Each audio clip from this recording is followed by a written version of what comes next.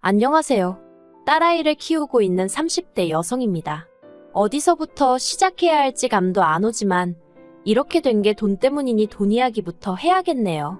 정말 돈이 뭐길래 이렇게 가족 간에 싫은 소리를 하게 만드는지 속이 상합니다. 제 딴에는 한다고 했는데 어머님이나 신우에게는 한참 부족하게 느껴졌던 모양이에요. 중매로 만난 남편과는 1년 정도 연애를 하고 결혼했습니다. 당시 저는 한국에서 직장 생활을 하고 있었고 남편은 국내 최고 대학이라고 꼽히는 S대학에서 석사까지, 이후로는 미국 국립대에서 박사를 끝내고 귀국한 상황이었지요. 허심탄회하게 쓰는 글이니 가감없이 쓰겠습니다. 저는 중위권 여대를 나왔고 직장도 대기업이 아니라서 남편에게 학력이라고 해야 할지 그 부분에 있어서는 솔직히 부족하긴 했어요. 하지만 저희 시댁은 시쳇말로 못 찢어지게 가난한 집안이었습니다. 반면에 그래도 저희는 친정부모님이 재산이 꽤나 있으셔서 돈 걱정은 안 하고 사는 집이었어요. 직장 생활도 생계를 위해서라기보다는 제 나름대로 자아실현의 목적으로 하고 있었던 거고요. 아무튼 가난한 집안의 똑똑한 남자와 부잣집의 평범한 여자의 만남이었다고 정리하면 빠르겠네요. 결혼을 전제로 한 만남이었기에 시댁이 가난한 것은 결혼에 큰 문제가 되질 않았어요. 물론 친정어머니는 개천에서 난 용을 만나면 개천에 같이 끌려 들어가는 세상이라며 좀 더 생각해봤으면 하는 눈치셨지만 어린 시절 가난으로 배움의 뜻을 이루지 못한 친정아버지는 평생 수제 소리를 듣고 자란 교수가 목표라는 사윗감을 어지간히 마음에 들어 하셨지요. 그래서 남편 쪽에서 준비하기 어려운 조건들, 예를 들어 신혼집이라던가 자동차 같은 거 전부 저희 친정에서 해주셨어요. 일단 아파트 같은 경우 20평대이긴 했어도 대출 없이 세금까지 아버지가 전부 다 내주셨고요. 자동차 역시 이름난 세단으로 한 대 뽑아주셨습니다. 그게 다가 아닙니다. 솔직히 농사짓는 시부모님께 과하다 싶은 모피에 명품백도 예단으로 해드렸고 신혼여행비에 아무튼 까놓고 말해서 돈 들어가는 건 다 해주셨어요. 그리고 이 정도면 사실 저희 부모님 입장에서는 사위인 저희 남편이나 시부모님께 생색을 내실 수도 있잖아요. 하지만 오히려 친정어머니께선 시부모님이 이런 일방적인 상황에서 부담을 느끼시진 않을지 걱정하시며 순전히 당신이 원해서 하는 일이니 오해하지 마시라는 배려 넘치는 말씀도 덧붙이셨습니다. 신우는 이런 저희 어머니의 행동을 언젠가 저에게 위선이고 가식이라며 악다구니를 써댔지만요. 아무튼 이렇게 말하고 보니까 정말이지 저희 남편은 저한테 몸만 장가왔네요. 신우 얘기가 나왔으니 말이지만 결혼 생활 내내 저를 힘들게 한 건 시부모님이 아니었어요. 바로 신우가 골칫거리였습니다. 제가 시집 온 직후부터 얼마나 저를 못살게 굴던지요. 어디서부터 이야기해야 할지 모르겠지만 일단 가장 기억에 남는 일 중 하나는 결혼 초 신우는 아예 대학도 안 나왔으면서 저만 보면 저더러 그저 그런 여대를 나온 주제에 자기 남동생처럼 똑똑한 남자를 낚아채다니 제주도 좋다는 소리를 해대던 거예요. 그리고는 걸핏하면 수준 차이가 나서 자기 남동생하고 말은 통하냐고요. 어이가 없었지요. 까놓고 말해서 신우 논리대로라면 신우는 저보다 가방끈도 짧았는데 그러면 자기는 자기 동생인 저희 남편하고 그동안 어떻게 의사소통을 했다는 건지. 솔직히 신우는 이후에도 저를 까내리기 위해서라면 앞뒤 가리지 않고 그게 자기 얼굴 침뱉기일지라도 일단 짓거리기 일쑤였네요. 그뿐만이 아니었어요. 저희는 신혼살림을 서울에 차렸고 시부모님 댁은 저희 집에서 차로 왕복 3시간 이상이 걸렸습니다. 그렇다 보니 한 달에 한 번은커녕 2달에 한 번 찾아뵙는 일도 쉬운 일이 아니더군요. 그리고 당장 아들인 남편부터가 주말이 되더라도 파김치가 되어서는 집에 있고 싶어 했지 시부모님 댁에 가자는 이야기는 도통 하지 않았지요. 남편 말로는 어머님 아버님 생신, 어버이날 그리고 명절 2번에 신정하고 연말까지 하면 그나마도 벌써 1년에 7번은 찾아뵙는 셈이라며 저더러 너무 신경 쓰지 말라고요. 하지만 신우의 생각은 남편과는 많이 달랐습니다. 신우는 시부모님에 대한 효심만 있으면 왕복 3시간이 아니라 10시간이라도 매주 들여다볼 수 있는 거라며 남편이 피곤해하면 저라도 오면 될 것 아니냐고 역성을 내대요. 그리고는 신우가 한다는 소리가 어머님이 저희 남편을 저렇게 키우느라 얼마나 고생을 했는지 아냐면서 그 수고를 며느리인 제가 알아드리는 게 도리랍니다. 뿐만 아니라 앞으로 어머님 아버님께 용돈이라도 넉넉히 보내라는데 이미 당시에 한 달에 50만 원씩 보내고 있는 걸 뻔히 알면서 어떻게 저런 소리를 하지 싶더라고요. 그래서 형님은 어머님이 그렇게 키워주셔서 아무것도 안 하냐고 한마디 했는데 멍청한 건 답도 없다더니 제가 무슨 뜻으로 하는 말인지도 못 알아듣대요. 말이 나와서 말이지만 솔직히 결혼할 때부터 시댁이 경제적으로 유복하지 않다는 건 알고 있었고 그렇기에 웬만하면 어머님 아버님이나 신우 앞에서는 물론이고 하다못해 남편 앞에서도 돈의 디귿자도 꺼내지 않았습니다. 그런데 결혼한 지 6개월 만에 남편 앞으로 아직 갚아야 할 학자금 대출이 남아있다는 사실을 알게 되었어요. 은행에 다녀온 남편의 표정이 너무 어두워서 무슨 일이냐고 캐물으니 그제서야 털어놓더라고요. 원래는 어머님이 남편 장가가기 전에 그 빚만큼은 정리해 주시겠다 하셨었대요. 그런데 알고 보니까 신우가 갑자기 시집을 가게 되면서 어머님 아버님이 모아두셨던 목돈이 전부 그쪽으로 들어가게 되었다나요. 처음 이 이야기를 듣고는 어찌나 속상하고 답답하던지 그래서 친정어머니께 푸념하듯 이러한 상황임을 말씀드렸습니다. 결단코 어떤 도움이나 뭔가 바라는 바가 있었던 건 아니고요.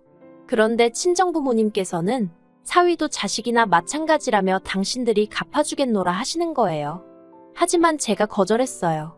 이제 정말로 독립된 가정을 꾸렸으니 최대한 저희 힘으로 빚도 갚고 자리를 잡고 싶었거든요. 물론 친정부모님이 초반에 큰 도움을 주셨으니 그런 목표를 세울 수 있었던 거지만요. 아무튼 그런 일들이 몇 번이고 반복되다 보니 저도 사람인지라 시부모님이나 신우와 잘 지내고 싶었던 결혼 초의 마음은 온데간데 없어지고 적당히 거리를 두고 살게 되대요. 그리고 그렇게 지내다 보니 마음이 편해져서인지 결혼한 지 3년 만에 첫째를 임신했어요. 그런데 문제는 제가 임신한 타이밍이었습니다. 앞서 말씀드렸다시피 신우는 저희 부부보다 먼저 결혼을 했는데 그 결혼에는 말 못할 사연이 있었거든요. 신우가 심해부와 결혼을 하게 된 건 혼전 임신 때문입니다. 그런데 심해부 쪽에서는 사귄 지 얼마 되지 않았고 조건도 맞지 않는다며 신우더러 애를 지우라고 했다대요. 그런 소리를 듣고 가만히 있을 부모가 몇이나 되겠어요? 저희 어머님 역시 그 길로 심해부 집에 쫓아가서는 남이 딸 인생을 시쳇말로 조져놓을 셈이냐고 아주 깽판을 치고 오셨다고요. 그런데 문제는 어머님이 신우배가 불러오기 전에 식을 올려야 한다고 서두른 탓에 결혼 이야기가 나오고 한 달도 되지 않아 번갯불에 콩 구워 먹듯 식을 올리고 혼인신고까지 했는데 신우가 유산을 한 거지요. 그러니 심해부 쪽에서 원망이 어마어마했답니다. 조금 더 지켜보고 시켜도 됐을걸. 저희 어머님 때문에 일을 그르쳤다고요. 그리고 그 이후로 신우가 임신을 간절히 바래왔다고 들었어요. 유산으로 인해 자기 시댁으로부터 제대로 사람 대접도 못 받고 있던 상황이었으니까요. 그리고 마침내 신우가 임신에 성공했는데 제가 정확히 2주 후에 똑같이 임신 소식을 알린 거지요. 신우가 아주 노발대발 난리도 아니었습니다. 임신한 자기가 그렇게 부러웠냐면서 따라할 게 따로 있지 어떻게 임신을 따라하냐고요. 그런데 웃긴 건 제가 임신 사실을 알게 된 게 신우보다 늦었을 뿐이지 개월수로는 더 빨랐거든요. 즉, 제가 신우보다 빨리 임신을 했던 거지요. 하지만 신우한테 설명을 해도 들을 생각을 안 하대요. 그리고 솔직히 신우의 그런 반응은 별로 신경도 쓰지 않았어요. 오히려 어머님이 저를 더 마음 아프게 하셨거든요. 어머님께서 하신다는 말씀이 왜 하필 지금이냐며 저더러 분위기 파악 좀 하지 그랬냐대요. 이미 한 임신이야 어쩔 수 없지만 그 소식을 꼭 지금 이 타이밍에 알렸어야 했냐고요. 황당하고 서럽고 어이가 없더군요. 막말로 다른 집 며느리들은 임신했다고 하면 어머님 아버님이 수고했다고 돈도 주고 선물도 사주고 그런다던데 저는 축하한다 소리도 제대로 못 들은 거예요. 솔직히 신우가 저에게 자격지심을 갖고 있다는 건 진작부터 눈치채고 있었어요. 하지만 적어도 어머님이 집안의 어른으로서 어느 정도 중립을 지켜주셨으면 큰 소리 날 일은 없을 거라 생각했습니다. 그래서 때때로 말도 안 되는 억지를 쓰는 신우의 편을 들고 계신 어머님을 보더라도 어머님 나름대로 집안의 평화를 지키기 위해 저러시는 거라고 이해하려 했지요. 하지만 제가 무슨 돌을 얼마나 닦은 사람도 아니고 결국 그날 일을 계기로 저도 가슴에 응어리가 맺히더군요. 그래서 그때부터 출산까지 시댁과 거리를 두고 지냈습니다. 원래도 어느 정도 거리는 유지하고 지냈지만 이후로는 임신 내내 명절이고 어머님 아버님 생신이고 한 번도 찾아뵙지 않았어요. 솔직히 마음이 편치만은 않았지만 보나마나 시댁에 가면 좋은 소리 못 들을게 뻔했고 그럼 제가 받게 될 스트레스가 전부 어디로 갔겠어요? 제 뱃속의 아이를 지키기 위해서라도 어쩔 수 없는 선택이었네요. 그리고 그 덕분에 저는 10달 꼬박 채우고 건강한 딸아이를 출산할 수 있었지요. 한편 딸아이를 출산한 이후로 저는 남편과 상의 끝에 다니던 회사를 관뒀습니다. 일단은 남편의 학자금 대출 상환이 끝났기도 했고 솔직히 제가 다니던 회사가 육아휴직부터 시작해서 다른 회사들과 마찬가지로 있어야 하는 제도는 다 있기는 했어요. 그런데 그거 다 쓰고 돌아온다 치면 제 자리가 남아있을 거란 보장은 없었지요. 설령 남아있다고 해도 그 자리에서 얼마나 제가 버틸 수 있을지도 알 수 없는 노릇이었고요. 그래서 그런 회사에 아득바득 일을 갈고 버티고 있을 바엔 차라리 육아에 힘을 쓰는 쪽으로 결론을 내렸습니다. 그리고 이후로 저는 저대로 아이 키우는 재미에 푹 빠져 지냈어요. 다만 출산 이후로는 이래저래 핑곗거리가 더는 없어서 남편과 함께 딸을 데리고 아버님 생신을 비롯해 지난 추석과 설에 시댁에 내려갔다 왔지요. 그리고 가족이 원래 그런 건지 싫든 좋든 어쨌든 어머님과 신우를 다시 만나게 되니까 이런저런 말도 한마디씩 나누게 되고 그러다 보니 사이가 좀 나아지는 듯 했어요. 아니, 적어도 저는 그렇게 착각을 했네요. 그러다 지난 2월이었습니다. 어머님 생신이라서 남편과 함께 딸을 데리고 시댁에 내려가게 되었지요. 하지만 솔직히 가고 싶지 않았어요. 어머님은 시시때때로 저 몰래 말도 안 되는 음식을 아이한테 주셔서 제가 그 부분에 몹시 민감한 상황이었거든요. 그리고 결국 일이 터지고 말았습니다. 도대체 제 딸한테 뭘 주신 건지 애가 설사를 하고 난리가 난 거지요. 그런데 보아하니 저희 딸만 그런 게 아니라 신혼의 딸도 설사를 하더라고요. 참다 못한 저희 남편이 어머님더러 뭘 준 거냐 따지니까 그제서야 하시는 말씀이 꿀을 주셨답니다. 애들이 우니까 간식은 줘야겠는데 마땅히 달달한 게 없어서 급한 대로 꿀을 좀 줬다고요. 그리고 그 소리를 들으니 일전에 병원에서 아이한테 절대로 꿀은 주지 말라고 신신당부를 했던 게 생각이 퍼뜩 나더라고요. 그래서 바로 남편 차로 저희 애랑 신혼의 애를 데리고 병원으로 향했습니다. 다행히 병원에 도착해 검사를 받았고 일단은 입원을 하라는 의사 말에 따라 저희 애도 신혼의 애도 입원 수속을 밟았어요. 그런데 병실이 다인실밖에 남아있질 않더라고요. 그래서 혹시 1인실이나 2인실은 없냐고 물었습니다. 하지만 병원에서 하는 말이 일단은 대기하고 있으면 순서대로 옮겨준다대요. 상황이 어느 정도 정리가 된 후에 이 소식을 친정부모님께도 알렸어요. 그런데 친정부모님께서 얼마나 놀라셨던 건지 그 먼 거리를 한달음에 내려오셨더라고요. 그리고는 하시는 말씀이 서울에 아는 분에게 말해서 소아병원 1인실을 잡아놨다며 거기로 저희 딸을 옮기라시대요. 의사도 하는 말이 급한 처치는 끝났으니 애가 잠들었을 때 서울로 올라가는 것도 괜찮답니다. 그래서 저는 신우에게 일단 우리는 먼저 서울로 올라간다 했어요. 입원도 거기서 다시 시킬 거라고요. 그런데 그때였어요. 신우가 저더러 정말 경우가 없어도 이렇게 없냐면서 소리를 빽 지르는 거예요. 그리고는 한다는 소리가 아까 지나가면서 저랑 저희 친정어머니가 하는 얘기 다 들었다며 지금 서울에 있는 소아병원 1인실로 혼자 내빼는 거 아니냐며 저한테 따지고 들대요. 제가 무슨 말을 그렇게 하냐고? 신우야, 어차피 이 근처에 살지만 우리는 원래 서울에 사니까 서울이 더 편해서 그렇다고 조근조근 설명을 했습니다.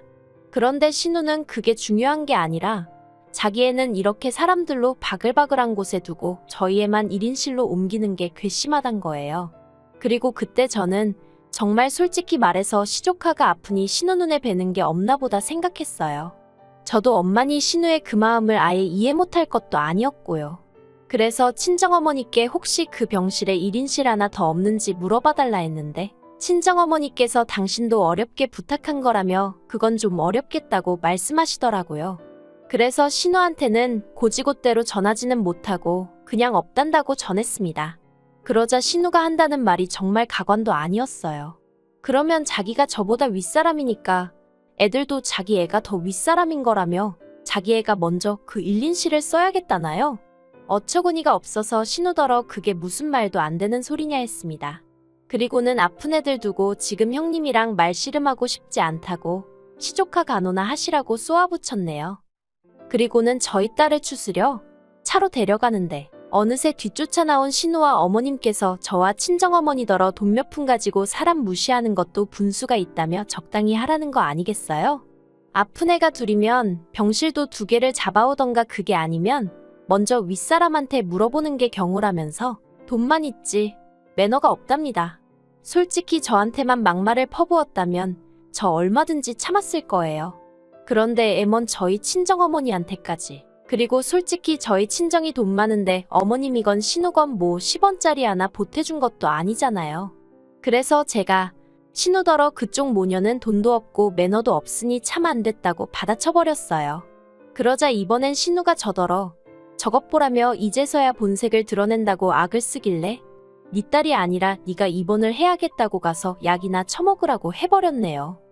그리고 그때였습니다. 저희 남편이 저와 저희 친정어머니더러 그만 상대하고 차에 타라더니 어머님한테 가서 화를 내더라고요. 가뜩이나 장인 장모님 뵐 때마다 염치가 없고 죄송스러운데 이렇게까지 자기 얼굴에 똥칠을 해야겠냐면서요. 그리고는 신우한테도 한다는 말이 누나 못난 건 누나 탓이지 내 와이프 탓이 아니라며 이러니 매형이 누나라면 진저리를 치는 거라고 스스로 좀 돌아보라고 아주 냉정하게 말 한마디 내뱉더라니까요. 그리고는 진심으로 저와 저희 친정부모님께 사과할 때까지는 서로 영 끊고 살자며 뒤도 안 돌아보고 차로 오대요. 친정부모님께선 남편더러 그래도 낳아주고 길러주신 부모님께 말을 그렇게 하면 못 쓴다고 당신들은 괜찮으니 나중에 사돈어른들께 죄송하다 말씀드리라 한마디 하셨습니다. 그런데 남편의 태도는 너무나 단호했어요. 이번에 확실히 정리하지 않으면 계속해서 제가 당하게 될 거라며 믿고 맡겨달라 하대요. 그리고 그런 남편의 모습에 친정아버지가 친정어머니더러 더는 아무 말 하지 말고 사위가 알아서 하게 냅두라 하셨지요. 그리고 다행이라고 해야 할지 애석하다고 해야 할지 지금까지도 신우고 어머님이고 둘 중 그 누구도 저나 저희 친정어머니께 사과하지 않았어요. 저는 그래도 용돈이라던가 하던 도리는 해야 하지 않나 싶었지만 남편이 그마저도 못하게 해서 아무것도 해드리지 않고 있는데 솔직히 저로서는 불편한 건 하나도 없고요. 그저 신경 쓰이는 게 있다면 남편의 기분 정도랄까요. 하지만 제가 나서는 일은 없을 거예요. 결혼 시작부터 그날까지도 저는 제가 할 수 있는 최선을 다했기에 그 어떤 후회도 없거든요. 앞으로는 그저 남편과 제 딸 그리고 저희가 이만큼 살 수 있게 도와주신 친정부모님만을 바라보며 가정을 꾸려나갈 생각입니다.